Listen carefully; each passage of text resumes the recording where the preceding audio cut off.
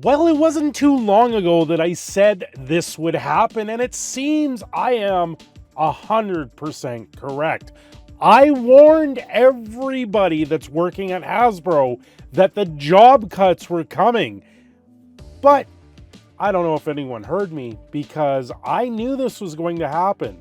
I could tell with the way the market fluctuation was, with how laggy the Hasbro product has been in the Christmas season, and the fact that they actually came out saying that they were way behind on their quarterly 3 sales, that of course, if nothing drastic changed with Hasbro, Wizards of the Coast included, job cuts were right around the corner, just in time for that Christmas bonus. Yeah, this is something I saw quite a while ago, and if you were subscribed to the channel, you may have known about this. So do me a favor, subscribe to the channel today, do all the good things that YouTube likes, share, comment, like the video, do whatever they need us to do to grow. Without your subscription today, I don't grow. Anyway, as a Christmas present to the 1,100 jobs, you now will be out of the job. Well, it looks like that they will get some sort of severance down the line, and it also looks like that they're asking retirees or early retirement for people to take at this point. Hasbro cuts 1,100 jobs, or 20% of its workforce. This is after they already cut something like 900 jobs earlier in the summer, prompting the ongoing malaise in the toy business. Toy maker Hasbro said Monday they're cutting 1,100 jobs, or 20% of its workforce. The nearly century-old Rhode Island-based company behind Monopoly, Play-Doh, and My Little Pony toys disclosed the layoffs in a memo to employees published in a regulatory filing, the Wall Street Journal first reported in the news. Well, this is something that I think everyone saw coming. They put all their eggs in one basket. They are banking on Wizards of the Coast with Magic the Gathering and Dungeons and Dragons to propel the system forward. Chris Cocks, the CEO of Hasbro, once the CEO of Wizards of the Coast, put everything into Wizards of the Coast for Hasbro. They're not doing anything other than Magic the Gathering right now. Yeah, they have board games sell, but once you own a copy of the board game, do you really buy another copy? Although I shouldn't say that. I think I own 3 different copies of Monopoly in my cupboards behind me. Anyway, this is the letter that was put out to the employees from Chris Cocks himself. This is what was sent to the Wall Street Journal. Team, a year ago, we laid out our strategy to focus on building fewer, bigger, better brands and began the process of transforming Hasbro. Yes, that transformation is doing splendidly. Since then, we had important wins like retooling our supply chain, improving our inventory system, lowering costs, and reinvesting over $200 million back into the business while we grow shares across many of our categories. Yet they go on to continue and blame the pandemic for the supply chain issues when the supply chain issues have always been there. But the market headwinds we anticipated have proven to be stronger and more persistent than planned. I wonder why that is.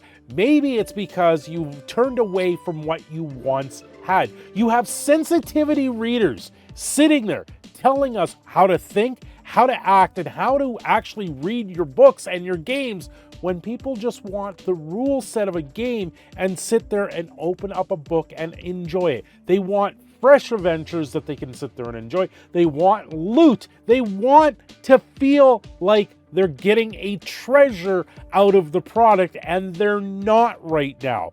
Right now, this is everything that's come to a head right now with D&D Beyond going digital, with the open gaming license debacle that they had, with Magic the Gathering being thrown into landfills because they're overprinting it and oversaturating the market with so many different versions of the card game or each card out there. The company doesn't know what they're doing. They're beating a dead horse that was already dead 6 months ago at this point. Serialized cards is what they did in Magic the Gathering to make it anew. And honestly, with the reprint of the reserve list, you knew they were on hard times. You knew this company was on a downward spiral, and now the employees are paying the price for a CEO at the top that's sitting there on his throne, just counting his cash, making sure he's got that golden parachute when they change his ass out of there, when he enters his own early retirement. Well, today they're announcing a headcount reduction as part of their previously communicated strategic transformation affecting approximately 1,100 colleagues globally, in addition to the 800 reductions already taken. So almost 2,000 jobs lost at Hasbro. This company is collapsing. They are imploding on themselves. Chris Cocks is here dropping the nuke on the employees that sat there and built this company up. Why now? We entered 2023 expecting a year of change, including significant updates to our leadership team, structure, and scope of operations. Well, Chris is still in charge. They now have Cynthia Williams in charge of Wizards of the Coast. She used to work for Microsoft in that sense, taking the age-old Microsoft and putting it to Wizards of the Coast and just grinding every little penny they can try and get out of the consumer. And yet they're failing to do that on a basic level. We anticipated the first 3 quarters to be challenging, particularly in toys where a market is coming off historic pandemic-driven highs. Yes, when the pandemic hit, all the highs of everyone rushed out there to buy their favorite toys because we had absolutely nothing to do at home.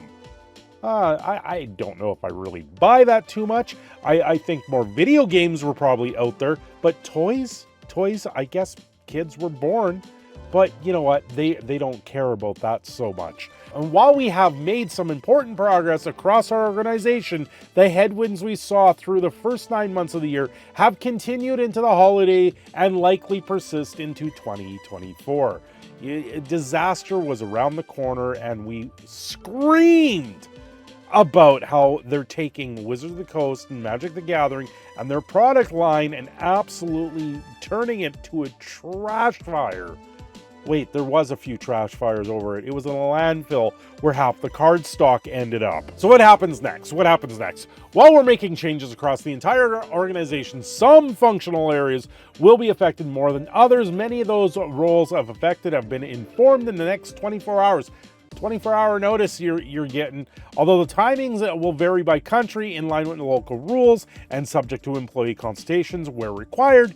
This includes team members who have raised their hands to step down in their roles at the end of the year as a voluntary early retirement program in the US. The majority of the notifications will happen over the next 6 months, with the balance occurring over the next year as we tackle the remaining work of our organizational model. This includes standardization in process of finance, HR, IT, and consumer care.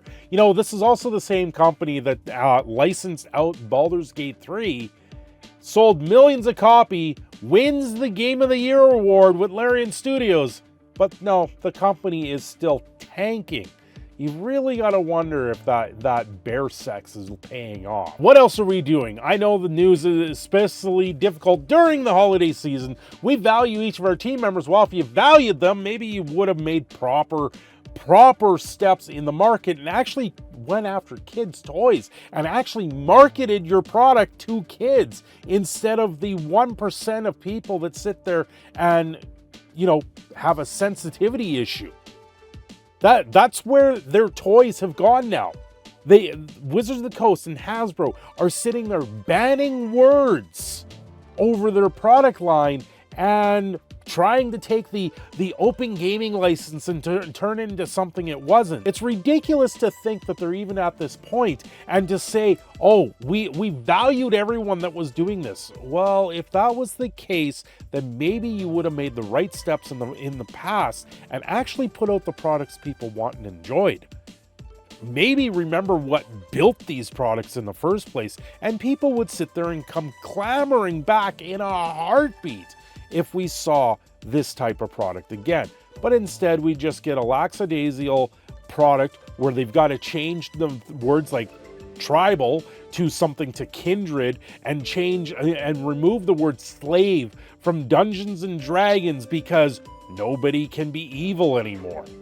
This is the company that sat there saying that they have to do these things for the greater good of social justice. And that is why they're at the position that they're at now. Looking ahead, as Gina often says, cost cutting is not a strategy. We know this, and that's why we'll continue to grow and invest in several areas in 2024. As we uncover more cost savings, we invest new systems, yada, yada, yada, more jargon. We also tap into unlock potential across our business. We like supply chain efficiency, our direct-to-consumer with Hasbro Pulse and Secret Layers, the key partnerships to maximize licensing opportunities. Oh, meaning you're selling your product to everyone under the sun and giving away all the royalties that you built up over the last 30 years. You've taken your once great product and now you're building worlds for everyone else instead of yourself. This is why you guys are failing, and this is why this company is about to collapse. Anyway, I'm your proud Canadian Phoenix in a Shadow. I'm signing off here. Don't forget to like and subscribe, and I will see you again very soon.